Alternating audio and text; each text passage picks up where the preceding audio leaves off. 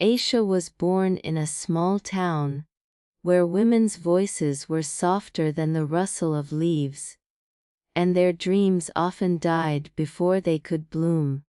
From the very beginning, she was different. While other girls her age played with dolls, Aisha loved sitting under the neem tree near her house, flipping through old, tattered books her teacher had given her. She imagined worlds where girls became explorers, leaders, healers. Worlds that were very different from the one she lived in. But every time she spoke about wanting to be a writer or a teacher, her father would gently remind her, "Beta, you are a girl. Don't waste your time with such big dreams. Your real duty is to grow up, learn patience, and one day take care of your husband's home." So, she stayed quiet, not because she agreed, but because silence seemed safer than rebellion. Yet, inside her, the desire to write, to learn, to live freely, kept burning. At school, Aisha excelled. She was the kind of girl teachers always noticed. The one who asked thoughtful questions, who stayed behind to help others, who loved the smell of new notebooks more than the sweetness of mangoes. She won essay competitions, speech contests, and even represented her school once at a district-level event. The audience clapped, teachers praised her. But when she came home with the certificate, her mother quietly folded it and tucked it inside an old tin box. "These things don't feed a family," her father said. "Your husband's home won't care about your medals." Aisha didn't argue. She only smiled, but deep inside, she wished someone had told her that her achievements mattered.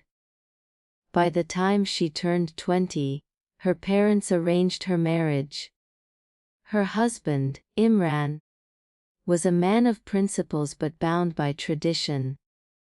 He wanted a good wife, someone who would keep the home running, not someone with big dreams.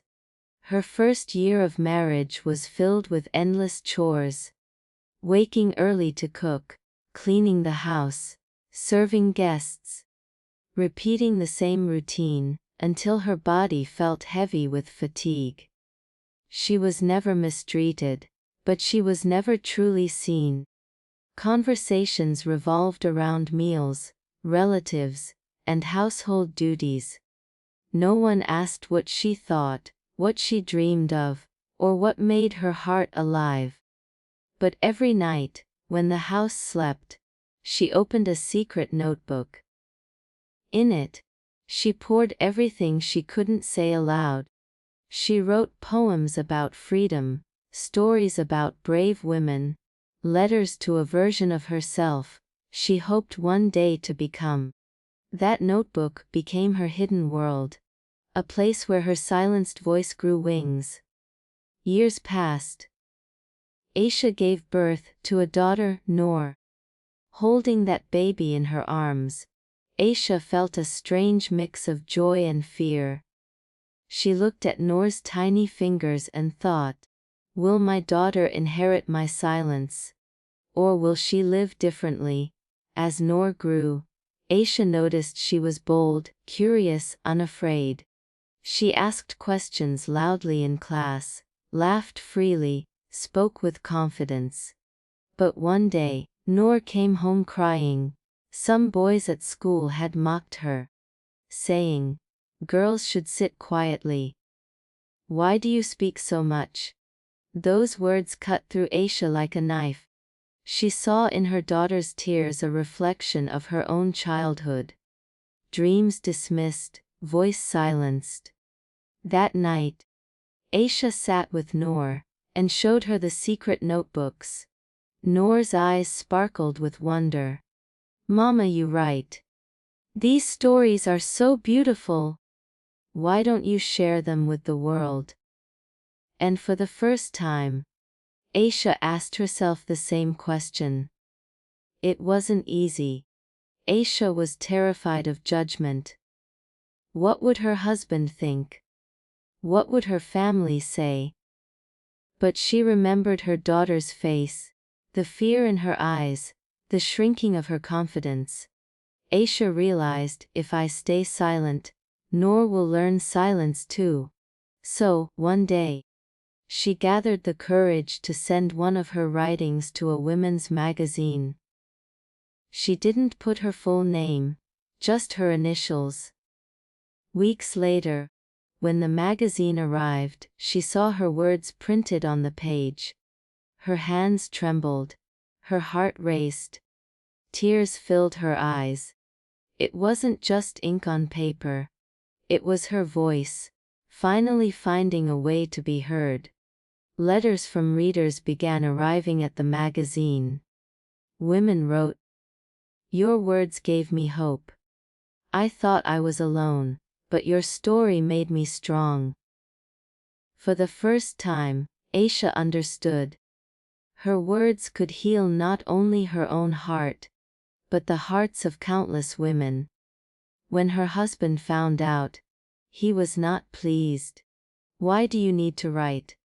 People will talk. Our family name will be discussed." Aisha stayed quiet, but this time, her silence was not submission. It was strength. She didn't argue, but she didn't stop either.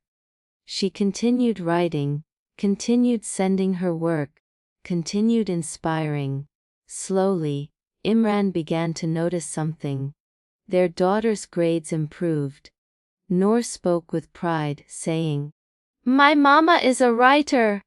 The neighbors, instead of gossiping, praised Aisha's words. People respected her. Imran's resistance softened into acceptance. He never openly admitted he was wrong. But one day he left a new pen on her desk. A quiet gesture of support. Aisha's journey didn't stop at writing. She began speaking at women's gatherings, at schools, at community events. Her voice, once so small and hidden, now carried strength.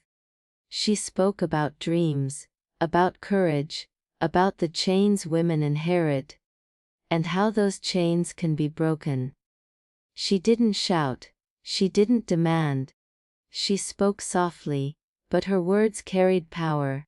People listened, girls found courage, mothers felt hope. Fathers and husbands began to rethink their old beliefs. Aisha never became a celebrity. She didn't seek fame. But she became something greater. She became a light.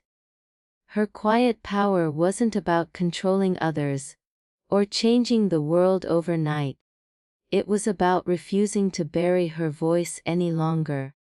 It was about showing her daughter, and every girl who listened, that silence does not have to be your destiny. In her community, she became a symbol of resilience. To her daughter, she became a role model.